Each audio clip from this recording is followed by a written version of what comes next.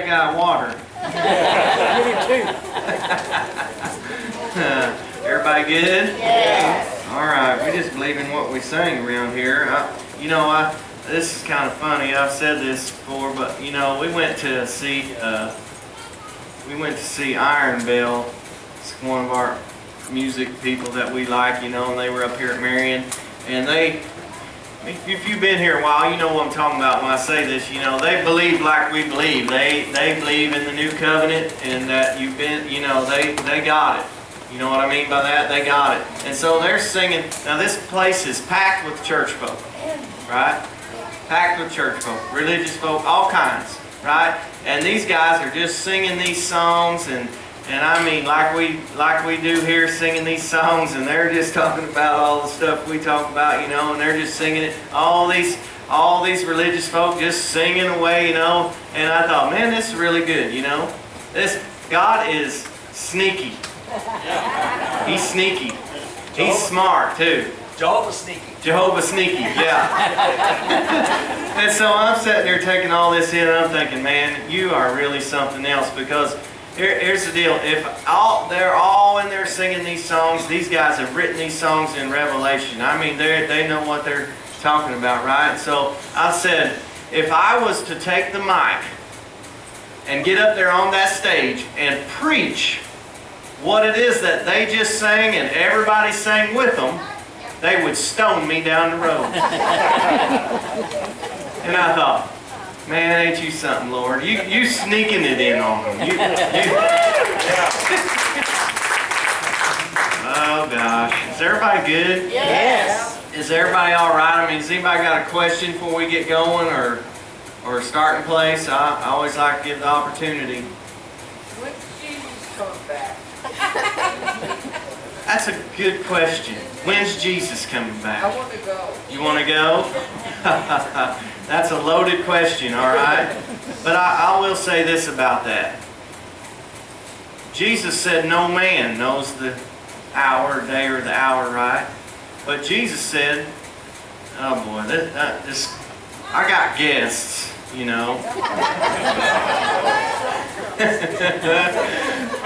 I'm going to say the reason no man knows the hour, because it hasn't been decided yet.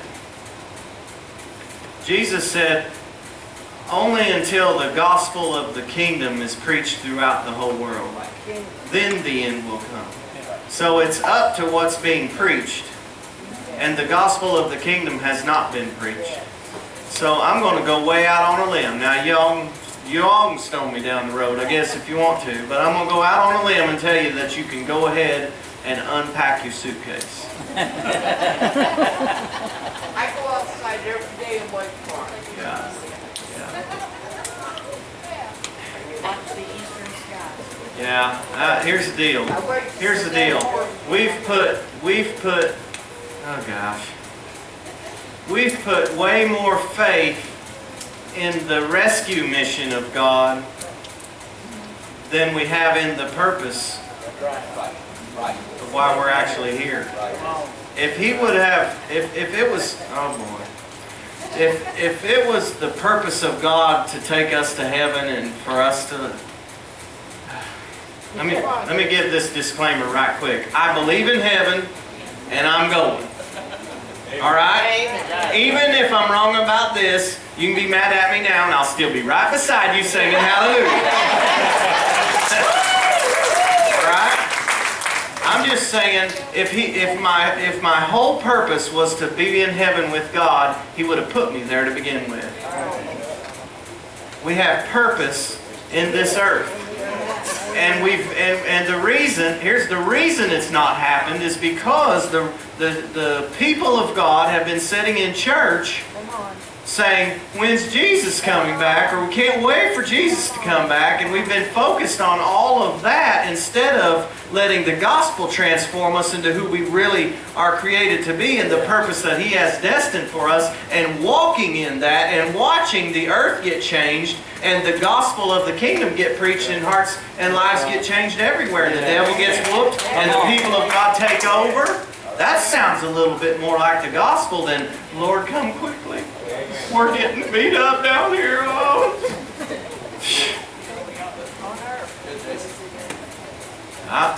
This is what this is about. This is people that are tired of being religious, that are tired of thinking that Christianity is all about just church attendance and memorizing my verse and even quoting it once in a while. It's understanding that I've been redeemed back to the place of I'm a son of God. All my sin was placed on someone else. All of His righteousness was placed on me. I'm taking my rightful spot in the kingdom. I'm now a son of God with no sin on my record. The Holy Spirit of God has consumed my insides and outsides, and I'm going to walk through life with no fear, knowing that He loves me unconditionally and that my performance is not what He's basing all of my stuff on. What if the people of God actually started believing that they carry the gift of righteousness? What if we actually started believing that we've been made in the likeness and the image of God? And yes, Adam messed that up, but Jesus fixed it right back up. We still live as if Jesus didn't even... There you go. I mean, it's sad to me. It's sad to me that here we are 2,000 and some years later down from the cross and we're still living. Okay, I'll give us this much credit. We're at least at the foot of the cross. We're at least at the foot of the cross. And that's necessary. I'm glad of that. But He didn't quit there. That wasn't the end of it. Come Sunday morning, the stone rolled away and He rose up in victory. Now He's living in resurrection life. And we're not living there. We're still at the cross crying, saying, oh, I'm such a sinner. Thank you, God. I'm saved by grace. I'm a sinner. Oh, no. What? He took your sin on Himself and died with it. That's right. It's gone. And I learned this. I went 30 years with not knowing this. All right, so I'm qualified to talk about it. I was in church every time the door was open. I went to every vacation Bible school. I went to summer camp. I went to everything. I tried my hardest and I did my best. I wanted to be a Christian. Tried my hardest. And I was just as much of a failure at it as you all were. And I was just as much of a failure of it as all those that are still out there trying to do it. I'm trying to be gentle.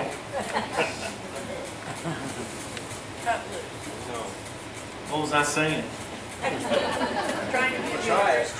I was trying to be good. Right? I went 30 years thinking, well, He forgave me of my sin up until the point I got saved. Right? And then now that I'm saved, okay, it's up to me to now be some kind of a super Christian sin manager. Alright, I'm going to retrain myself and I'm going to attend church as much as possible. And somehow I'm going to sin less than I did before. And even though I can't ever get it all perfect, I'm gonna have this mindset of, okay, I've got to ask God to forgive me of all my sin and if I don't get it all, then I'm still, it's like all this sin management program. All church was for me is about sin management. I was conscientious of sin in my life. Every sermon I heard was, you need to get the sin out of your life. You need to start acting better. You need to start doing this better. You need to quit doing that. You need to quit doing that. And the whole thing was mindful of me and my failure. And when I'm mindful of me and my failure, I continue in the cycle of me and my failure, and there's no power found in me. That's why I continued in failure until I finally realized it's not about me and my failure, it's about Him and His victory. And what He did has way more power than what I've done. Yes. What He did has way more power than what I do.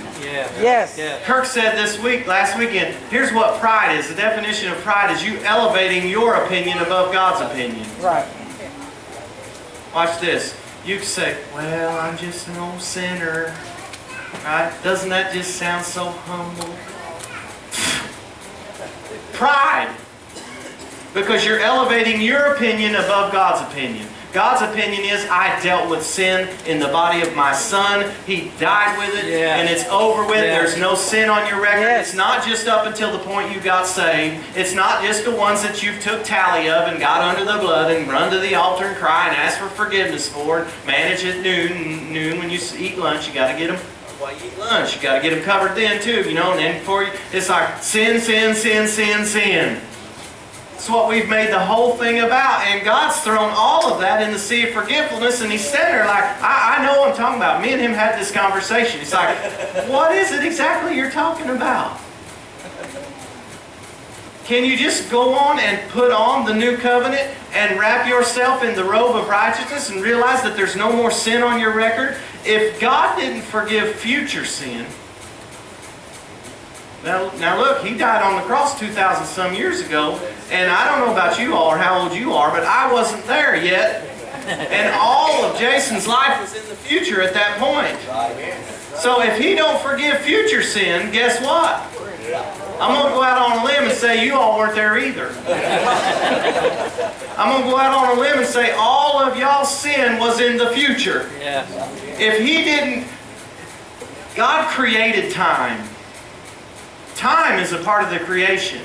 He's not hindered by time. Time is not a factor to Him. He's always present tense. I am. Right? Not I was, not I'm going to be someday. I am. Present tense all the time. So when Jesus was on the cross and Jason's life was 2,000 and some years later, here's what He did. He marched right up here just as if time didn't exist.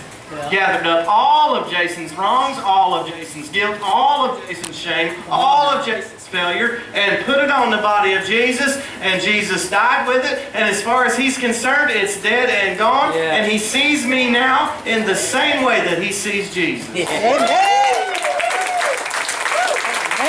My goodness, I'm telling you, this will transform people's lives, this will transform the church. We sing this stuff all the time. But when somebody comes along and preaches it and gives you 473,000 scriptures about it, we want to say, well, yeah, but. Right? Well, yeah, but. Yeah, but. That's... I never saw Jesus say, yeah, but. It ain't His mouth, it ought not be in ours. Right. It is written. I'm saying, when you get this and you start realizing I've been given the gift of righteousness, I've been made right with God by the performance of someone else, right? Paul says 2 Corinthians 5 said, He who knew no sin became sin. He who knew no sin, that's Jesus, obviously, right? He never sinned, right? Nobody will disagree with that, will they? Is everybody cool with that? Jesus never performed sin, right? He never performed sin, but He became it. That's what it says. Look it up. Somebody look it up so you're not taking my word for it. 2 Corinthians 5, I think it's 21, 22, something like that. 21. He who knew no sin became sin. Jesus became something that He never performed. Alright? I'm setting you up. So that we, is this what it says? So that we who knew no righteousness might become righteous. So Jesus could become something without performing it, so that Jason could become something without performing it. Jesus became sin without sinning. I became righteous without performing righteousness. Come on, that's the Bible. I mean, I know our logic and our humanity wants to go, yeah, but humanity wants to say, I can hear it. I can hear it in the room. Yeah, but. Yeah, but. Yeah, but. But now, brother, hey, you gotta. Really? You gotta? See, that wasn't, I mean, that's in the book of 2 Parentheses or something like that. I don't know. No, it's not in there. It's not. The power in this thing is what you believe. Right. Right. The old covenant was about what you do. Thou shalt not. You do this, you don't do this, and you get it all right. You got to get it all. I mean, you offend in one, you're guilty of all. You got to get it all. And if you do all this perfectly, then God's pleased with you and the favor of God's released in your life and the blessing can flow, right? That's the old covenant. We're not in the old covenant, we're in the new covenant. The old covenant was fulfilled by the death of Jesus, Yeah. and the resurrection birthed us into a new covenant. We're now in a new deal. We're not under the do, don't do system. Right. We're under the believe system. Now there's power in what you do. There's power in what you believe, and what you believe produces what you do. Right. Right. All right, I'm gonna do my best. I'm gonna make something really profound, simple. All right, you ready? The old covenant was man that was not born again, that still carried flesh and still carried sin. And the purpose of the thing was to give them something to do so that it would prove to them that they couldn't do it. And they would get desperate and realize their inadequacy and call on the Savior. Hopeless. And it's something that, for the most part, most of, especially Western culture Christian churches today, are still living in that system. It's about what you do, and well, you know all this stuff. You got to do this, you got to do that. If you want God to do this, you got to do that. You got to do this. What? That's the old covenant. The new covenant is now believe. John 6, they asked Jesus, hey, we want to work the works of God. What must we do to work the works of God, right? Jesus said this, you want to work the works of God? You believe on Him who was sent. What's He saying? You believe now. Now that we're born again, there's no more sin on our record. We're put back in our place and position of sons of God, filled with the Spirit of God. We're actually now, who we were created to be is who we actually are now. All them cats in the Old Testament, they were not who we are. If we want to see who we are, we've got to start looking at Jesus, because Jesus is... Yes. Amen. Jesus is who we are now. Yes. So if we want to look at an example of what a normal Christian's supposed to live like, the only example in that book right there is Jesus. Amen. I mean, and the boys started getting it afterwards, you know, as they go, but they're growing just like we're growing. Paul's not my... Jesus did not say follow Paul. I appreciate Paul. I love Paul. I learned from Paul. Paul's great. Peter, all them guys. I respect them. I appreciate them. I glean from them. I learn from them. But they didn't say follow them. He said follow me. And so he's saying what you see me living is what a normal Christian life should look like. Amen. Now, come on, we got to start. Because we've just been religious and going to church. I don't know anybody that's raising the dead and uh-oh. Uh-oh. Come on. He's a son of God, filled with the Spirit of God. See, He didn't come and operate as God. He didn't come and operate as God. He set His deity aside and operated as a man with no sin on His record, with fellowship and knowledge of God, filled with the Spirit of God. That's who Jesus is, right? Well, you've been born again. Guess what you are? Identically the same. We just haven't had knowledge of it. And that book says, my people perish from a lack of Knowledge. Maybe it's time we all start knowing something. Maybe it's time we start saying, you know what I see His life being is my potential. What I see in His life is our potential if we'll get over this religious, sin-conscious silliness that we've been spending our whole lives about. Oh boy. I became righteous by the performance of somebody else. Now I can read that book. I spent my whole life reading this book, and I tried my best to memorize it and read it and thinking there's all these promises of how good God is, and all these blessings and all these promises and all this stuff that's in here. Good stuff in here. God's good, but it's only for the righteous. Right? And so I thought, well, good for them. Good for them. I mean, congratulations. I guess maybe if I attend church my whole life faithfully and I pay my tithes and go to Sunday school and put a fish on my car, maybe He'll have mercy on me at the end and let me in. Come on, I just described the mindset of a vast majority of Christianity. And it's sad to me. It's why we've lived defeated, and we've had no power, and we've seen no change, and it's why the world looks like it looks, because it's waiting. Well, you can read it in Romans 8. The earth itself, the creation, is groaning and travailing, waiting for the manifestation of the sons of God. Yes. Sons, plural. Yep.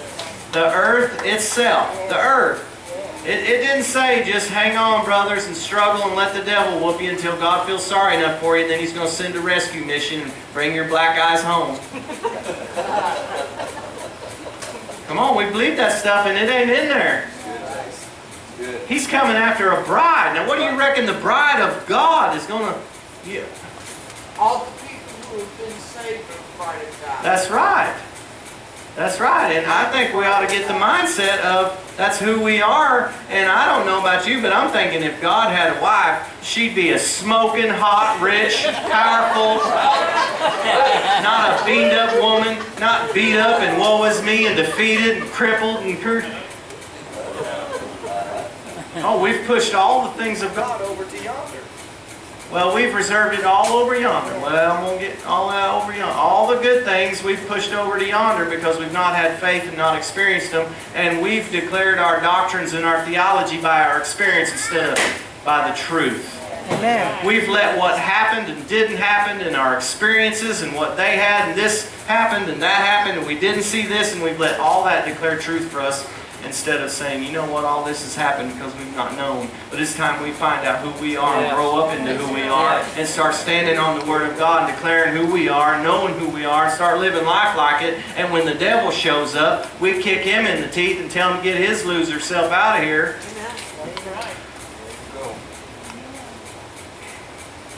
What? How in the world? Where am I at? What's happened here?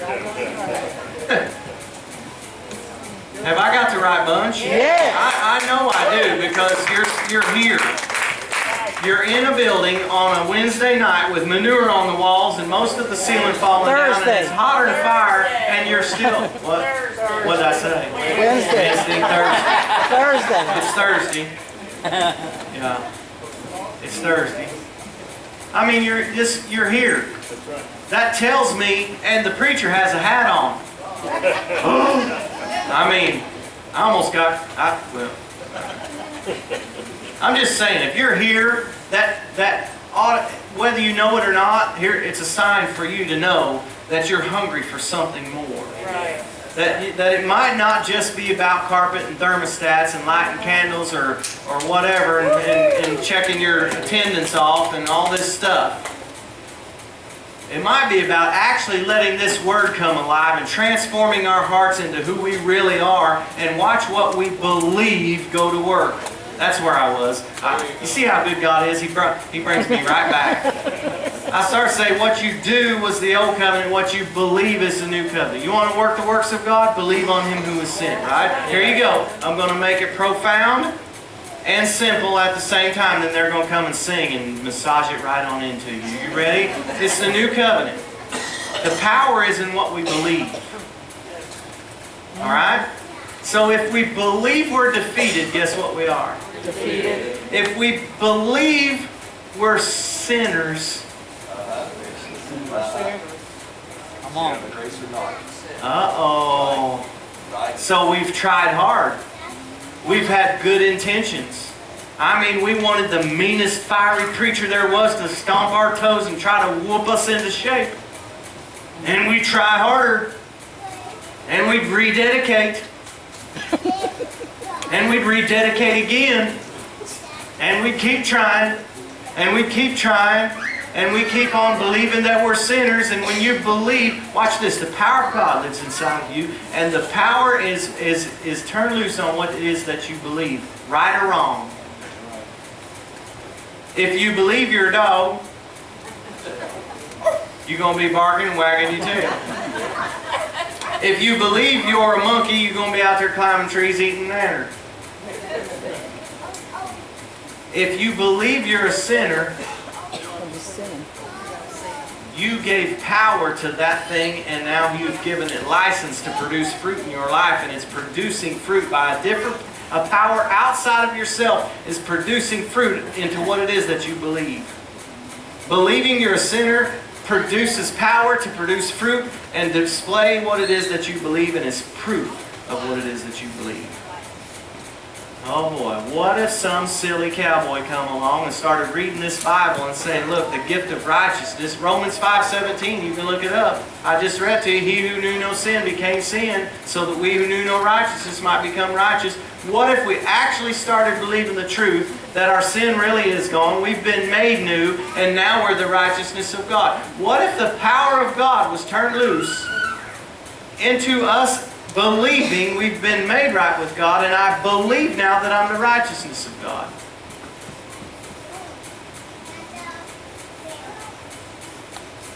So when I believe I'm the righteousness of God, what I believe has power. See, it's the truth. So the power of God actually. See, before it was Jason's trying, Jason's will. I read that verse, said, it's in Matthew 11, said, Jesus said, come unto me, all you who are weary and tired and wore out. Look, he wasn't talking to hay haulers and ditch diggers.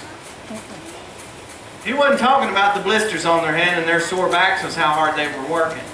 He was looking at the face of the most religious people of all time and said, look, you are wore out and wearing yourselves out trying to perform for God and live certain ways and all this religious stuff, trying to get yourself to God.